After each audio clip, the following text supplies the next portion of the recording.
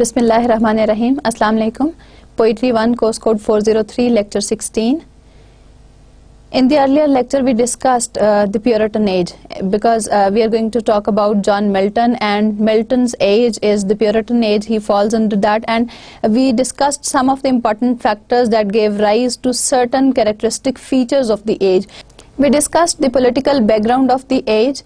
In political background, we talked about James I, the attitude of people towards his policies, because he implemented certain taxes, money grants, and those that money was served, that was reserved for the lavish expenditure of the monarch. So people turned against him. Moreover, when Charles I came to the throne, he was popular initially, but later on people turned against him once again because of his high-headedness, because of his wrong decisions. So this was a period of political instability. Finally, the civil war ended with the when the king was he was caught and he was killed. Now, in this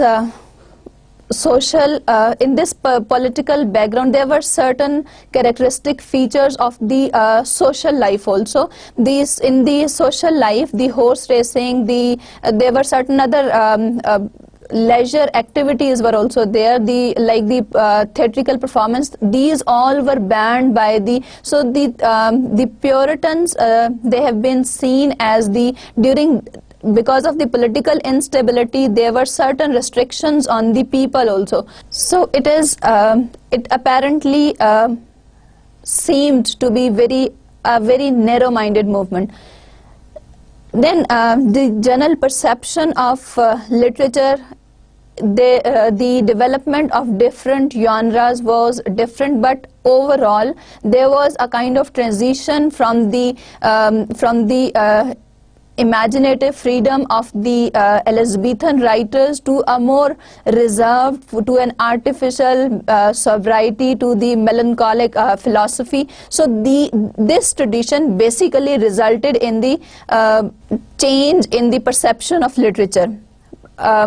In such a diverse political and social background, the people of the country were divided into different groups, and accordingly we have different groups of the poets and writers also. During this time there is no development of drama, because in those days drama was not actually designed for reading. It used to be played on the stage. Since the theaters were closed for nearly 11 years, so there is no notable development in the field of drama. As far as the prose is concerned, since there were lots of scientific inventions and discoveries, so this prose that was produced during this time was scientific prose, because people inserted the elements of science into prose writing. As far as poetry is concerned, it was more restricted in its sense. There were certain characteristics, and there was not only one school of thought. The poets were divided into three groups. We have the Cavalier group, the people who were the defenders of the royalists. They were the defenders of the king and monarchy. This is one group of poets. In the other group of poets, we have these followers of Spenser. In that group, we have Giles Fletcher, Phineas Fletcher, and certain other notable writers, notable poets were also included in this group. Then in the third group, we have the metaphysical poets.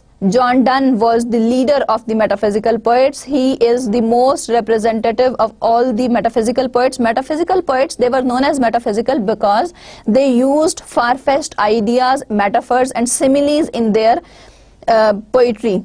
So the kind of language that they used, that was elevated, that was exalted, and moreover the comparisons that they brought into the literature, into poetry, they were far-fetched.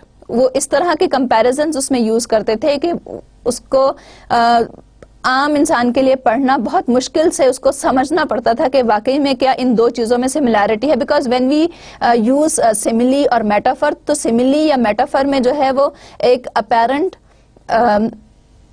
Comparison है, कोई similar उसमें या opposite element होता है. In metaphysical poetry there were the similarity was far fetched. वो इस कदर थी कि उसको लगता था कि बहुत मुश्किल से उसको उसके साथ जोड़ा जा रहा है. So these were the notable writers of the Puritan age. Then we talked about the life history of John Milton. His father was a composer along with being a law writer. He was a law writer, and along with that, since he was belonged to a wealthy family, they could afford a house in the countryside. He was a composer of musician also. So this was something that probably Milton inherited from his family, that since his father was also concerned with poetry, with composing poetry, so he wrote poetry. Milton spent number of years in that country house. He wrote poems there, and his literary career can be divided into a number of phases. We can divide his literary career into 3 phases. His early poems, some of these poems were very famous, very notable. Later on, from 1640 to 1660, that can be called as the second period of his literary career. And the kind of writings that we see during this time, they are different from the writings that were there earlier. Because in the early writings, in the first period, there were poems. In the second period, there were mostly prose works because of the conditions also, because there was political and social instability in the country. So he mostly talked about, he wrote pamphlets, he wrote certain essays, and the topics, the themes of those pamphlets were based on the civil rights of the people. Then when we talk about the characteristics of his work, he is a master of English blank verse. Blank verse refers to the heroic verse without any rhyme. Milton thought that it is unnecessary in a longer work to rhyme the 2 lines together. There is a cosmic sweep of theme in his poems. Cosmic basically it's from universe, that the themes of his poetry, they are universal. They belong to all over the world. They belong to the universe. तो उसकी जो themes हैं वो कोई छोटे scale पर कोई narrow scale पर किसी एक ग्रुप के लिए या किसी एक रीजन के लिए नहीं है. दे आर यूनिवर्सल, वो सब से बिलोंग करती हैं. For example, when we talk about the fall of man, और when we talk about the sin of Adam and Eve, this is something universal. No matter whether a person is Jew or a Christian or a Muslim, all of them would believe in that. So this is the example of the cosmic sweep of theme, that his themes, they were not they were not for a particular group.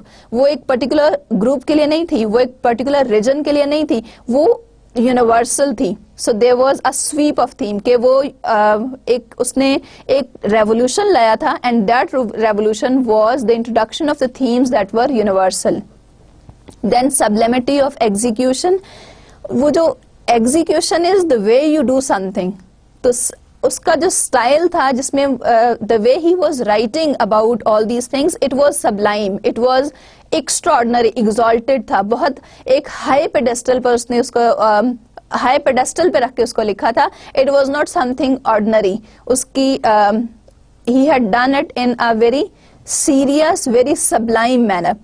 There is a sharp concreteness in his writing. Whatever the comparisons he write, whatever the logics he bring in, they are concrete. They have got the weightage. Then there is intensity of religious idealism. Religious idealism there is lots of religious idealism in his poetry. Then when we study the Paradise Lost, the text of the Paradise Lost, we find a number of allusions to the classical literature. And not only the classical literature, there are references. It is full of the references of classical literature, and it is it has a number of references to the poets or writings that have been there in the history of literature earlier. So we find lots of references. So this is again one of the tradition of classical poets. They also used references in their writing. So this is one of the characteristic feature of the Elizabethan age also, कि उसमें classical allusions मिलते हैं. So this particular aspect probably he had inherited from the previous age that was there. So some of the characteristics of the Reformation and some of the characteristics of the Renaissance are also present during this time. Profound scholarship, there is no doubt about it that he was a great scholar of English language, and he had command over other languages also like Italian, Hebrew, and he had taken advantage of all this learning. Organ role of linked vowel sounds in his writing, in his poetry. When one reads the poetry, we find the link between the vowel sounds in it, that creates a harmony, that creates the musical rhythm in the verses. Power of delineating character. He has the remarkable quality of producing great characters. One of the good example of this particular feature is the creation of the Saturn's character. The way he portrays the character, when we read book 1 and book 2, we find that the character qualities that Saturn possesses, he has got strong will, he is ambitious, he wants to win, he wants to conquer. He possesses all, though he is not the hero of the poem, but his character is so powerful, having so much, the quality so much like a hero that the reader sometimes feels that he is the real hero of the poem. Vivid, accurate description, we will find in the poem that he gives a clear description of the scenes. He gives the description of events, of characters. So that this is again one of the characteristic feature that we will find in, that we will discuss in great detail in his poem when we will discuss the text. Then presentation of the nature, he presents nature. When we talk about the very poem, the Paradise Lost, it talks about nature. When we talk about the angels and man and hell, so he talks about nature. He presents nature as it is. His poetry is simple. There is no doubt about it that we don't have to, except for allusions, except for the references. This poetry is very simple. It is sensuous. It appeals to the aesthetic sense. It is not only simple and passionate, it appeals to the aesthetic sense also. And he made his own rules of poetry. He did not blindly follow the tradition that was there. He made his own. That is the reason. One of the example that we can quote here is the use of the blank verse. He was the master of the blank verse. Moreover, he had certain other rules also. And even the theme that he had themes that he had written upon, all these themes are not the traditional themes, and this is the reason that he mentions in the Paradise Lost that this is the subject matter about which nobody had ever discussed, nobody had ever written in, neither in poetry nor in prose. So he made his own rules of poetry, the themes, the subject matter, the how to mention that. So he has created his own rules of poetry. Paradise Lost was first published it was first printed in 1667 in 10 books, and then it was reprinted in 1674 in 12 books. By this time, 2 books were not added, rather book 7 and book 10 these 2 books were divided into 2 parts. So in this way, Paradise Lost now consists of 12 books. It is an epic, and he had mentioned his desire, his ambition to write an epic in a number of his other poems also. In Vacation Exercise, in Lycidas, in Epitaphion, Damonis, in all these poems he had discussed in great, he had mentioned his desire, his urge to write a great epic. There are a number of literary sources from which he took inspiration for writing the Paradise Lost.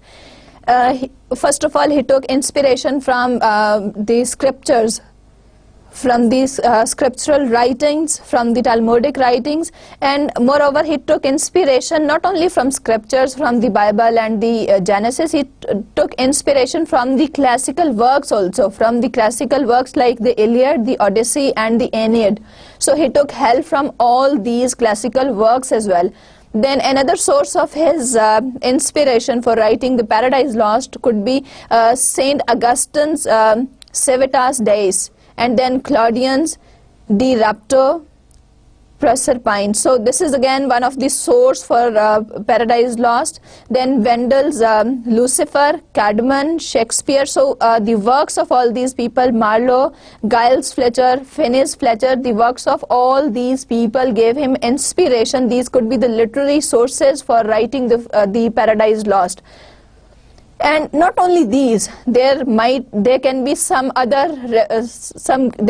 these are just the examples. He could have taken inspiration. He may have taken inspiration from all these literary works for writing the Paradise Lost, though his work is not an imitation, or it is not the copy of somebody else's work, but it has its individuality, it has its own status, and it is the masterpiece of Milton. But at the same time, he may have some idea, he might have taken some idea for writing Paradise Lost from all these works. If we look at the principles, the doctrinal content of the poem, the creation of the world is purposeful, because earlier it was believed that the world is created out of nothing, or there is no purpose of the world. So he did not believe in that. Milton basically believed that the creation of world is purposeful. Then Christ is the Son of God, but second to him.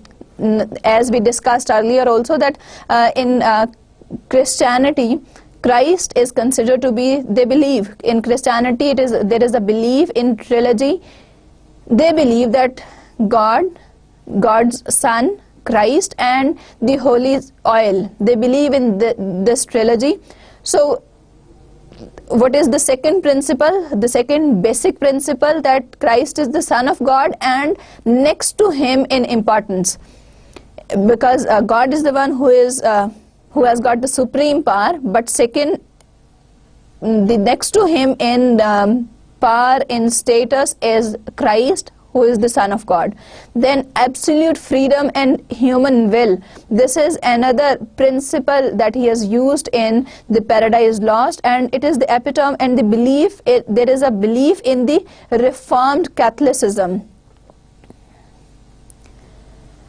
The cosmography, we discussed earlier also that the Copernican system had been introduced, and in Copernican system, Copernicus had introduced the Ptolemaic system, was that the earth is the center of the universe and every other thing, it revolves around the sun. So the basic concept that the earth is the center of the universe, that previous tradition is followed by Milton in Paradise Lost. Though he was aware of the Copernican system, but he did not follow it. He followed the same system which has been discussed by which has been used by Plato and Dante and Aquinas, and probably because of the reason that that system better represented his poetry, and he did not use the Copernican system of cosmography. The idea that he used in his Paradise Lost is that Earth is the center of universe. The meter used in Paradise Lost is heroic verse. It is written in blank verse.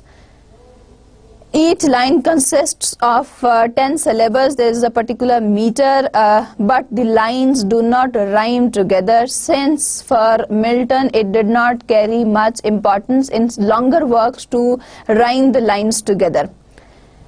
He presents the argument that the fall of Satan and his angels, they are described in book 1, the burning lake of hell and the palace of pandemonium is built. So this is the outline of book 1, and in each book one aspect is described in detail. Book 7 and book 10 are divided into two parts. They were divided into two parts in the 1674's printing of the book.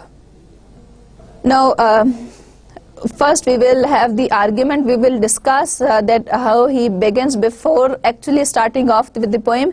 This first book proposes first in brief the whole subject. Now what is the subject matter? What Milton has stated in the first book, man's disobedience. So what is the subject of the poem? Man's disobedience and the loss thereupon of paradise wherein he was placed. Man was basically placed in heaven, and he lost that because of his disobedience. Then touches the prime cause of his fall. Then what is the second thing that has been discussed? It touches the prime cause. What is the major cause of his fall? The serpent, or rather Satan in the serpent. So the serpent is the cause of the fall of man. Serpent was the cause of the fall of Adam, who revolting from God. Why did he do that? Why did the Satan do that? It revolted against God, and drawing to his side many legions of angels, was by the command of God driven out of heaven with all his crew into the great deep. So what happened as a result of this revolt? All these Milton and his followers, they were driven out of the heaven, and they were found where? With all his crew into the great deep. What is this great deep? Hell. So they were all driven out of the heaven and thrown into the hell.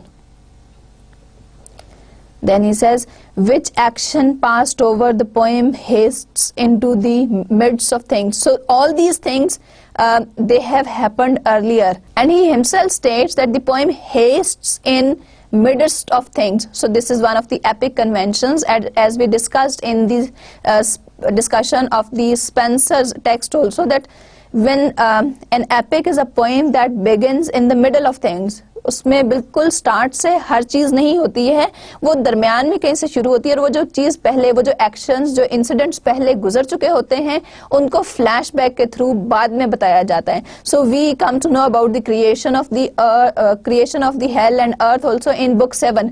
So those, even we don't know about the fight. We have been told that this is the act of man's disobedience. Why did he do that? Because of Satan. Because Satan had revolted against God in order to take that revenge from Adam.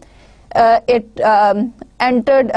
Now we are told that story. So all this story we are told through flashbacks later on. But at the moment we will see that how the poem starts. But here it mentions that the main action has happened earlier, and the poem starts with in the middle of things, presenting Satan with his angels now fallen into hell. So how does the poem begin? It begins with Satan, and in that scene it begins with Satan, and it presents Satan lying with his followers in hell, described here. So we have a vivid description of Satan and hell, not in the center, for heaven and earth may be supposed as yet not made. So not in the center, they are not in the center, they have been described, and by this time earth and heaven have not been made, certainly not yet accursed. So they have not occurred, but in a place of utter darkness, the place where these fallen angels and where all these fallen angels, Satan with his followers is lying, it is a place full of darkness. It is completely dark. It is fitliest called chaos. He calls it chaos. Now chaos here refers to hell, so it is fit, it is best to call it chaos. Here Satan with his angels lying on the burning lake. So he in that place of darkness, Satan is lying with his followers on the burning lake, thunderstruck and astonished after a certain space recovers as from confusion. So he is lying there. What is the condition all around him? It is a burning lake. There is fire all around, thunderstruck, and it is thunderstruck, and he is astonished. And after a certain space, after some time, he recovers as from confusion, calls up him who next in order and dignity lay by him, they confer of their miserable fall. Now what he does, he rises after some time, he recovers from his state of confusion, and he realizes his situation, and he calls whom? He calls the person who is next in order to him in dignity and in respect. They confer of their miserable fall, and they discuss their misery, their suffering. Satan awakens all his legends. Next, what happens? Satan wakes his followers who lay till then in a same manner confounded. So they were lying in the same position as the time when they had fallen into that place, which is hell.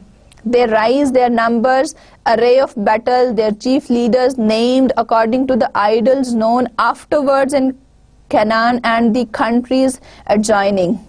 So what happened? They rose, they recovered themselves, and they there here is THIR is THEIR, the modern English there. So their number, the arrangement of battle is made. So they their leader has been appointed and setting after the tradition. So they are preparing for the battle. To these Satan directs his speech. So he addresses them, comforts them with hope yet of regaining heaven, but tells them lastly of a new world and new kind of creature to be created, according to an ancient prophecy or report in heaven, for that angels were long before this visible creation, was the opinion of many ancient fathers. So basically what happened? He addressed them, he tried to comfort them because they were miserable because of the suffering of hell, because of the misery, since they were lying in hell, because they were angels, they were eternal. वो उनको मौत नहीं आ सकती थी, वो उनको हमेशा वहाँ पर जलते रहना था. So he addressed them, and what he said that we can hope to get the heaven back. And what he tells them of a new world, of the creation of a new world, and he tells them of the creation of the new creature, that there is going to be some new creation, and there is going to be a new world. Now, according to an ancient prophecy or report in heaven, now there was a prophecy or there was a report in heaven that angels were long before that they were present there. Angels were present before the creation, before this creation. And what was this creation? Adam. Was the opinion of many ancient fathers, that a lot of religious people, they also believe that before the creation of man, angels were already present there. To find the truth of this prophecy and what to determine thereon, he refers to a full council. They wanted to talk about this prophecy, they wanted to discuss the truth of this prophecy and what to determine.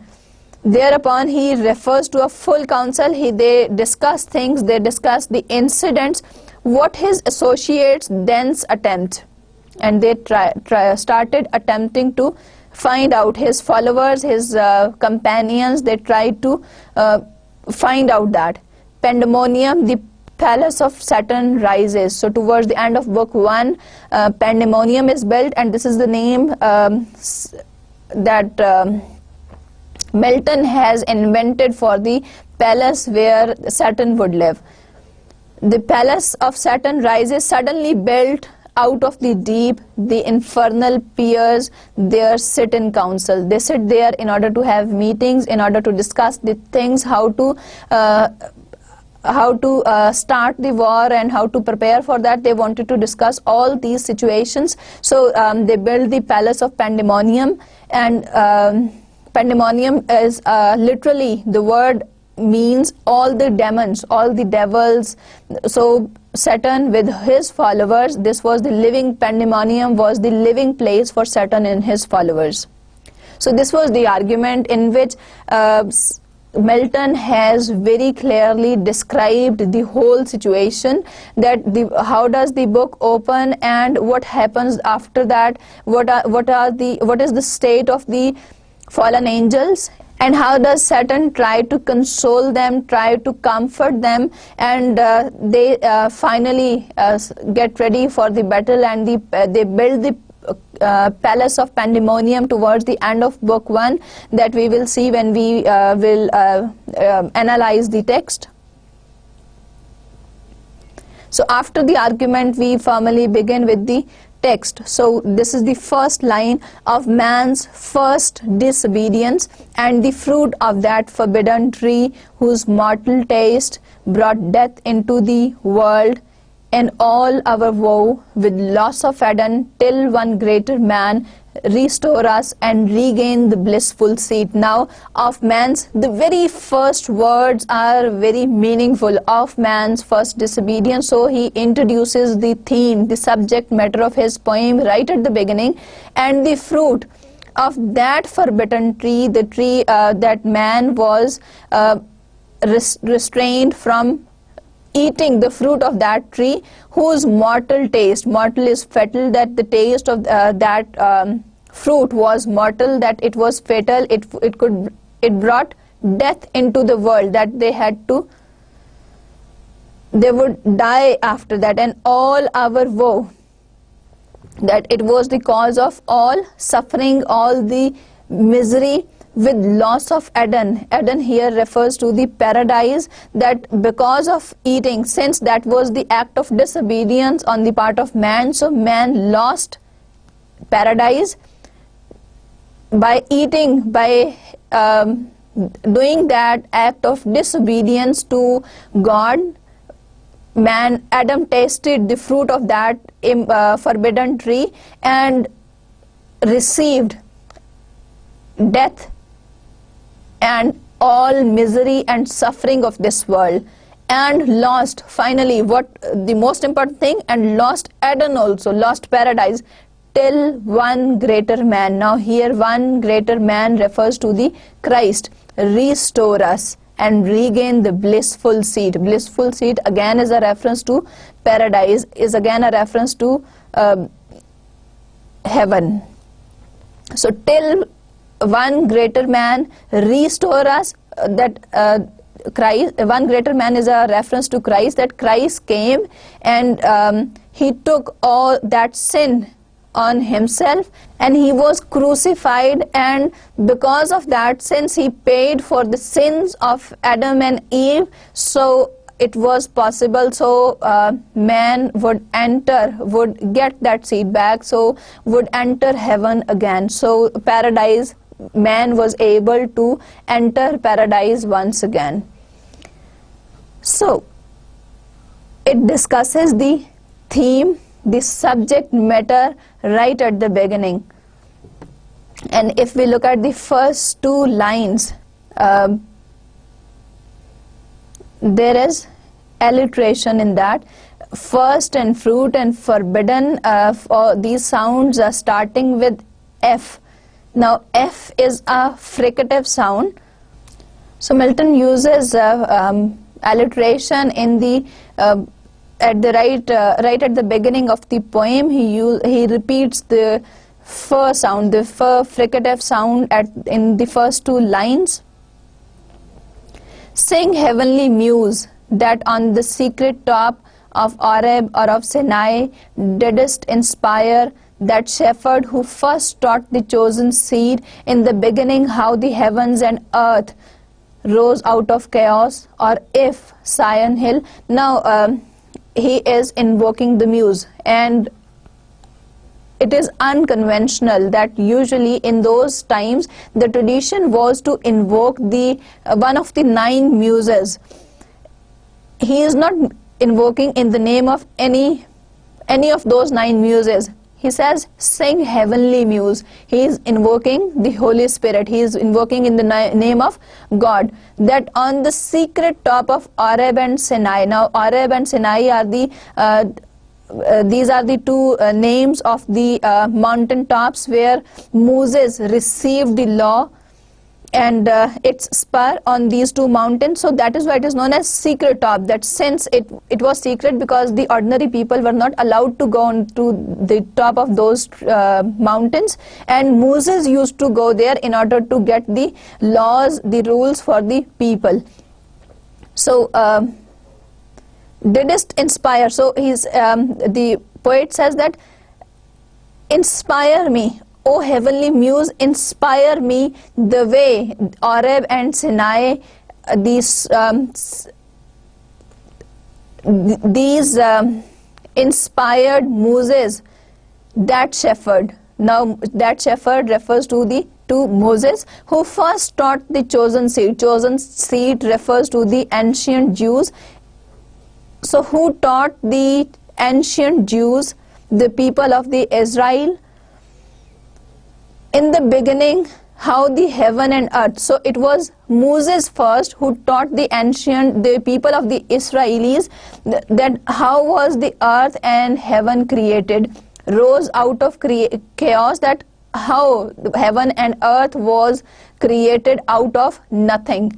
Or if Sion Hill, delight thee more, and Silo's brook that flowed fast by the oracle of God, I thence invoke thy aid to my adventurous song, that with no middle flight intends to soar above the Aenean mount while it pursues. So he is invoking in the name of the Holy Spirit. He says that, inspire me, help me, the way the secret top of Oreb and Sinai inspired Moses, who first told the Israelis about the creation, about the beginning of the earth and heaven that was created out of nothing, because the traditional belief was that this earth and heaven was created out of nothing and it was purposeless.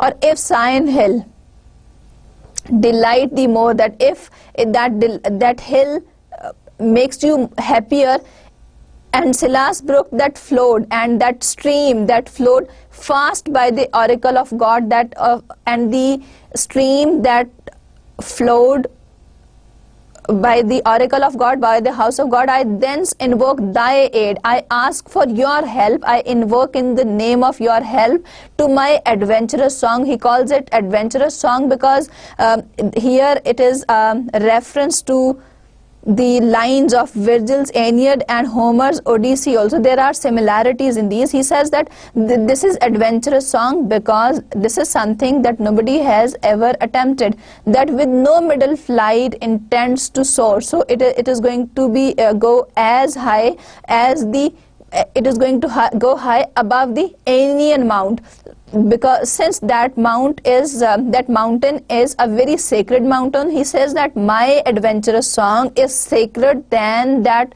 mountain top, while it pursues things unattempted yet in prose or rhyme. So he says that this is the subject matter that I have chosen. It has not been dealt with before, neither in poetry nor in prose. In prose and poetry, it is believed that this ironically recalls, it refers to the Ariosto's Orlando Furioso, that even in that work it has not been discussed.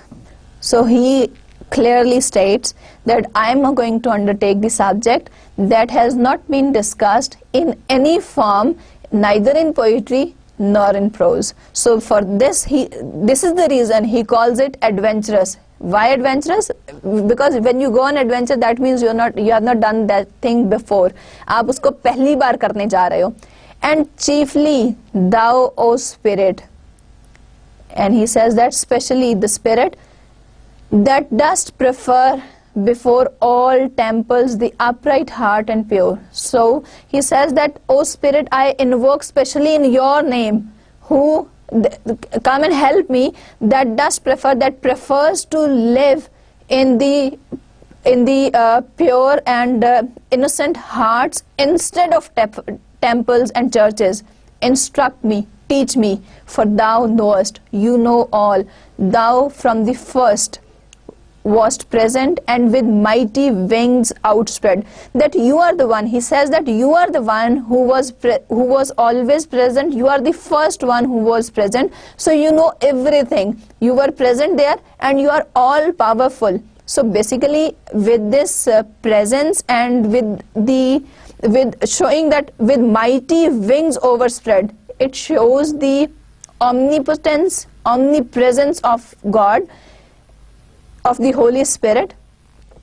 He says, dove-like sattest brooding on the vast abyss. He says that you have the control over everything, over the hell, over the paradise, over all parts of it. So you know better everything than me. He says that and madest it pregnant, what in me is dark, illumine, what is low, raise and support.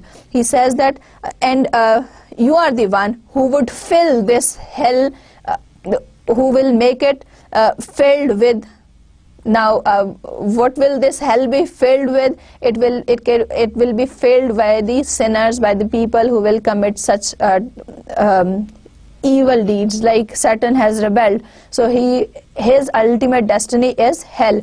What in me is dark. So what he says that finally, what is dark in me, he is referring to his knowledge, that I am low in as far as knowledge is concerned. Illumine, enlighten it. What is low, raise and support. Whatever is dark, make it lightened, and whatever is low, raise the level of my knowledge, that to the height of this great argument. He says that I may assert that, do help me, so that the argument that I'm going to talk about, I may prove the kindness and the love of God for man, and I may be able, through this, I may prove, I may assert God's kindness, His care towards the human beings, and I may be able to justify that God is just in His ways to human beings. Now till this line, from line 1 to line 26, this is the invocation. First, Milton states clearly that what is the subject matter, the theme of his poetry. Then he invokes in the name of muses, and all these 26 lines are filled with references, and they refer to different things. If we have a little a look at it once again, one greater man refers to the Christ, and death into the world and all our foe. This has got significance in history also, that in Virgil and Homer's works also, it's said that it brought all this misery. So this is something conventional, this is something traditional. He is following the traditional writers, the way they used to write. Then Oreb and Sinai, these are once again the classical references. Then chosen seed refers to the Israelis, the people of Israel. Then in the beginning, once again, if we compare this with Genesis and Gospel, the opening words, they are the same. In the beginning, these are the opening words, and it has got its significance. Once again, out of chaos is it was the belief that God created world out of nothing, but Milton held an opposite point of view. He said that he did not, God created the world with some purpose. It was not without any purpose. It was not created out of nothing. When he says that an aid to my adventurous song, so it will be of great help to my adventurous song. Once again, it has got this significance that it resembles, there is similarity in Virgil's Aeneid and Homer's Odyssey. So these phrases that have been highlighted, most of them have got allusions. Most of these are references to the classical works of great writers. In prose or rhyme, here it ironically refers to the Aristos, Orlando and Furioso. So in these first 26 lines are very important. These discuss the first part of an epic, as we have discussed the elements of an epic in Spenser's Fairy Queen also. Any epic states the theme or the subject matter of the poem right at the beginning. He has done that in the very first line. He says that of man's first disobedience. So this is the subject matter of the poem. Then he says that why he is writing this poem. He says that it is to justify the ways of God to men. Another important element of an epic is invocation to the muses.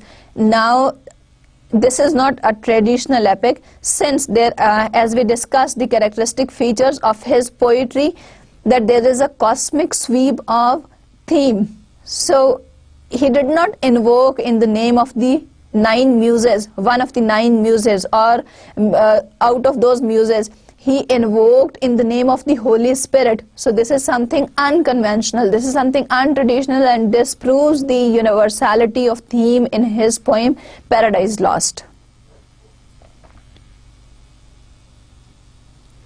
Say first, for heaven hides nothing from thy view, nor the deep tract of hell. Say first, what cause moved our grandparents in that happy state, favored of heaven so highly, to fall off.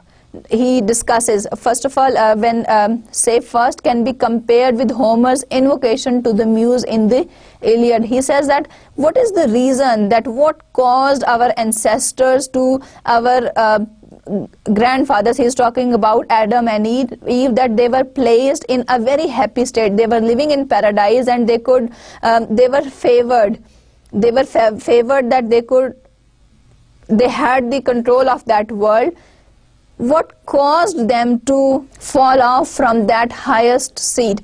And he says that heaven hides nothing from thy view, nor the deep track of hell, that you know everything, whatever happens, whatever takes place in the heaven or in the hell, in the deep chaos of the hell, you know everything. So you are all omniscient, omnipresent.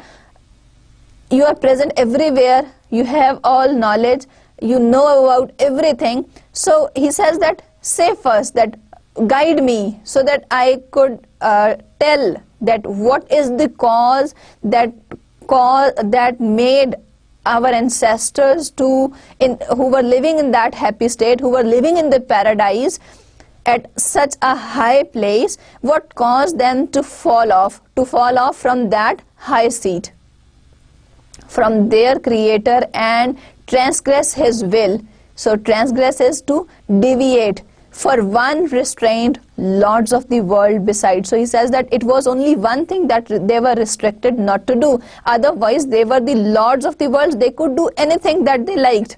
So they had the control over the heaven, except from eating the tree, the fruit of one of the tree. So that was something that they could not do. That was forbidden for them.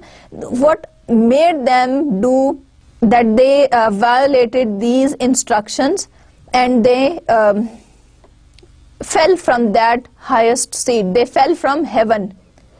Who first seduced them to that foul revolt? Said, who was it who made them revolt against it? Who was it that persuaded them to revolt against God, to not to follow the orders of God? Who first seduced them to that foul revolt? So who was it who made them do this act of disobedience? The infernal serpent. Now first he raises the question that what was the thing that man was asked only not to eat the fruit of one tree, otherwise he was the lord of the world. He had the control all over the paradise. So what was it that made them do that, and who was the person who persuaded them to revolt against the orders of the God? The infernal serpent. So it was the serpent from the hell. He it was. Now serpent from hell, this refers to Satan. He it was. So it was he who made them, who guile, stirred up in envy and revenge, deceived. So it was the serpent from hell, it was the Satan who deceived them out of revenge and envy, because he wanted to take revenge from Adam and Eve, and he was envious of the position because Adam and Eve had been placed in the heaven. So he wanted to take revenge of that position. So he deceived them.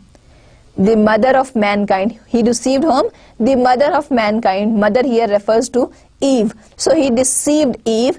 What time his pride had cast him out from heaven with all his host of rebel angels, by whose aid, aspiring to set himself in glory above his peers, he trusted to have equaled the Most High. So what he wanted to do? He deceived Eve, and he wanted to get back heaven, and for that he had taken the help of the rebel angels who were his followers, and with their help he wanted to rise above everyone. He wanted to have the glory, he wanted to excel in glory above his companions, above his followers, and he wanted to have the glory that of equivalent to the God.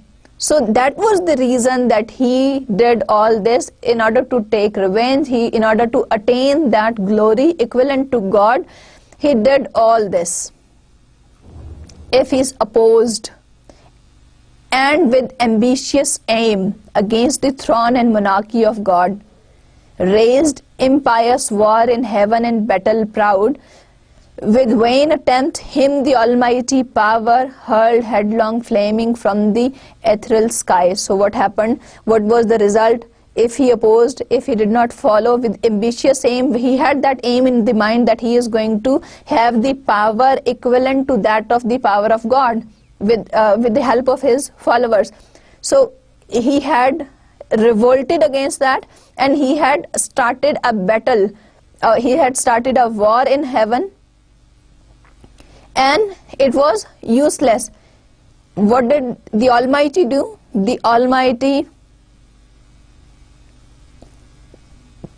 threw him into the hell, which was a burning lake of fire. From the ethereal sky he was hurled into the burning lake of fire, and he was lying there headlong, and it was all flaming with hideous ruin and combustion down to bottomless perdition, there to dwell in adamantine chains and penal fire, who dost defy the omnipotent to arms 9 times the space that measures the day and night. So what happened? What the condition of the hell is described here, that it was a miserable destruction, and what happened in that state?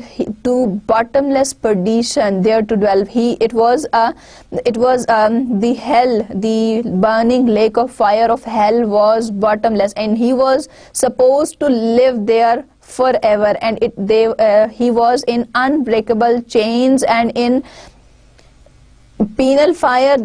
He was miserable in that fire, who does defy the omnipotent to arms, and he basically, it was the result of his fight against the war and against the powers of the God, and it was 9 times the space that measures day and night. It measures the depth of the hell, that it was 9 times the measure of the day and night. 9 times the space that measures day and night to mortal men. So men counts it as 9 times, 9 days and 9 nights. So it is equivalent to that. He with horrid crew. Horrid crew is his companions. So his followers, his companions, lay vanquished, rowling in the fiery gulf, confounded though immortal. So he was confounded, he was living, he was lying in the fiery gulf of the hell, and he was defeated, but his doom reserved him to more wrath. And his fate, he was destined to receive that fate, and it stirred up the anger of God. For now the thought of both of lost happiness and lasting pain, and what the idea he was having in mind, he was thinking about the lost happiness, because he had lost the happiness since he was living in heaven, and all that happiness which he had when he was living in the paradise, he had lost that. And lasting pain, why lasting? Because he was now in hell, and he knew that this pain of living in hell will continue. It is never ending, it will continue forever, torments him. So this makes him more miserable, this makes him suffer more when he thinks of the situation, that he thinks of the happiness, of the bliss that he had when he was living in the paradise, and when he looks at the position in which he is lying now, the pain and suffering and misery of the hell, it torments him. Round he throws his baleful eyes. So he looked around him, he had a look at the through his sad, sorrowful eyes, he looked around him, that witnessed huge affliction and dismay. Affliction is the misery. So he looks at the misery, the suffering, and dismay mixed with obdurate pride and steadfast hate. So what was there? That he had the pride and he had the hate, immortal hate that would never come to an end, and he had the sadness. That sadness was mixed up with his pride and with his immortal hate. At once, as far as angels can he views, as far as he could view the range of his eyes, he could see, since he was an angel, so he could he could see the far off place things also, the dismal situation, waste and wild. So as far as he could see the angels, the situation was very gloomy and sad, and it was all waste and wild. Waste and wild here refers to the sad and gloomy situation that it now he had to make the plan that how to overcome this situation, because now he was thinking that he is in a state that he can never get rid of. A dungeon horrible. Dungeon is a prison. So it was a horrible prison. It was a bad place to live. On all sides round, everywhere what he could see, as one great furnace flame. It looked as if it was a furnace. जैसा कि कोई अंगीठी में अंगारे जल रहे हो, तो उसको बिल्कुल एक अंगीठी की तरह से अपने हर तरफ बहुत दूर तक उसकी निगाह जा सकती थी और वो देख सकता था. उसको बहुत एक सैड सिचुएशन नजर आ रही थी. Yet from those flames no light, but rather darkness visible. And when there is fire, we usually have light. We associate light with fire. Since it was in hell, क्योंकि ये hello में थी, जहन्नुम में थी, इसलिए वहां पर कोई लाइट नहीं है इन फ्लेम्स के साथ. रादर इन फ्लेम्स के साथ वहां पर मजीद डार्कनेस है. मजीद डार्कनेस वो देख सकता है. Served only to discover sights of woe. So with that darkness he could see the miserable sight of it. Regions of sorrow, doleful shades, where peace and rest can never dwell. That they could never find, because rest and peace can never live there. Hope never comes, and hope is also something that could never come to that place, in such a dark place, because with hope we always associate light. लेकिन वहां पे जो आग जल रही थी, it was such a dark place कि उसकी वजह से उसको हर तरफ उससे और भी ज्यादा एक सैड सिचुएशन नजर आ रही थी। उससे उस डार्कनेस में वो मजीद जो चीजें देख रहा था वो उसकी सफरिंग में, उसकी मिजरी में, उसके मेंटल टॉर्चर में इजाफा कर रहे थे और उसमें रेस्ट या पीस नाम की कोई चीज नहीं थी। Hope never comes, that comes to all here it is a reference to men कि human beings are always hopeful, इंसान तो हमेशा होपफुल होते हैं। अब वहां पर होप नेवर कम्स, क्यों? बिकॉज इट इज जहन्नुम, इट इज हेल। उस हेल में होप कभी नहीं आ सकती है, जो कि आम इंसानों को आती है। But torture without end, so what comes there? Torture, that misery, suffering, वो सफरिंग जो अनएंडिंग है।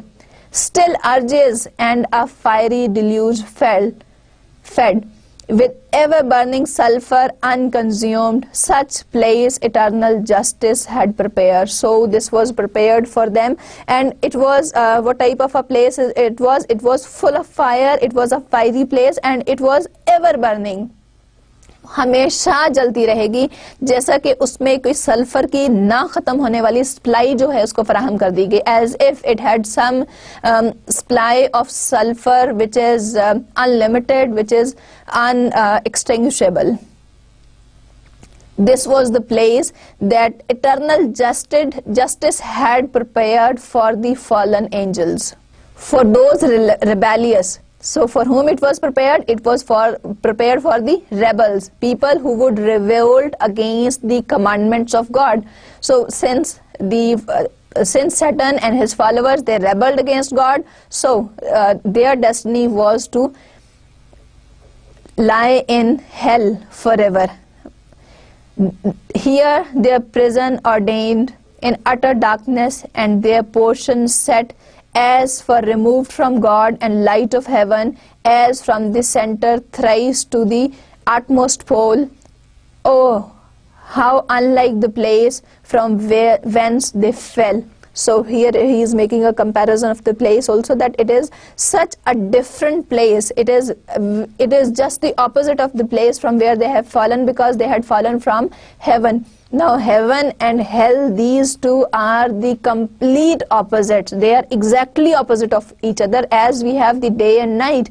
जिस तरह से वो एक दूसरे के opposite हैं, इसी तरह जन्नत और जहन्नुम, heaven और hell दोनों के इसी तरीके के opposite हैं. And he says that as far removed from God and light of heaven, and it was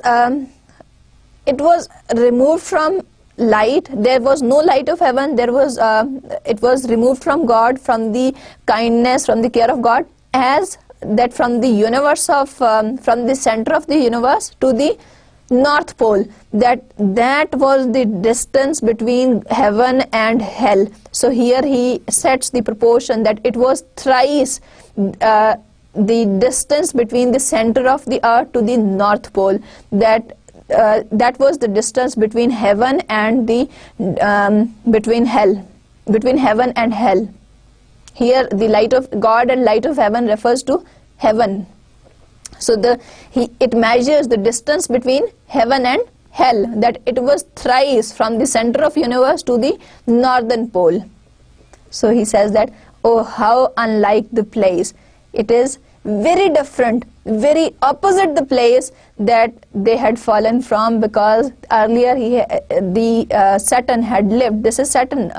So he is thinking about all this situation, and he thinks that it is opposite to the place from where he had fallen, because in heaven there was no such thing, and now he is there to suffer that eternal misery.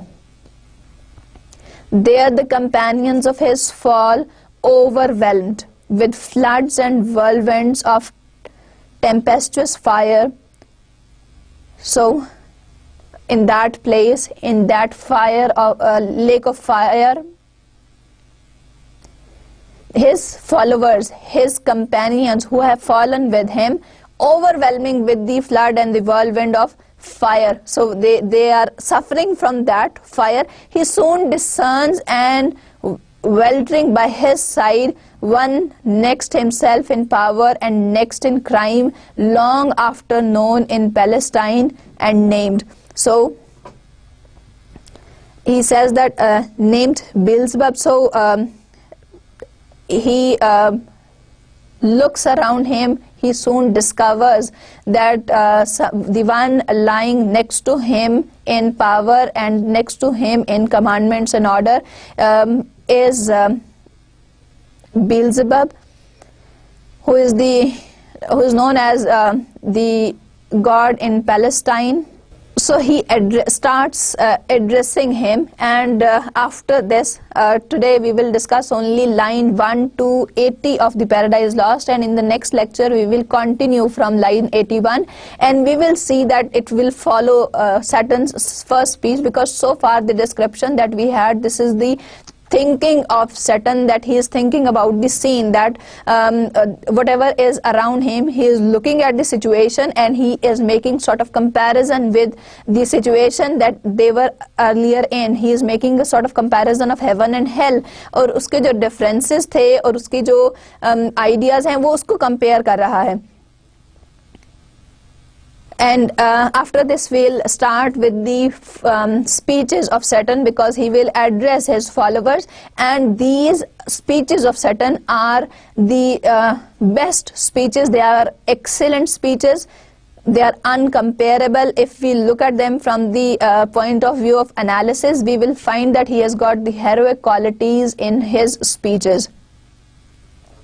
If we have a review of lecture 16, we discussed John Milton's writing style. We talked about the characteristic features of his poetry. Then we talked about the Paradise Lost, that in Paradise Lost there are 12 books, and in this course only book 1 is included. Then we talked, when we discussed the argument, in argument he discusses in detail, the outline form of the poem is given of book 1.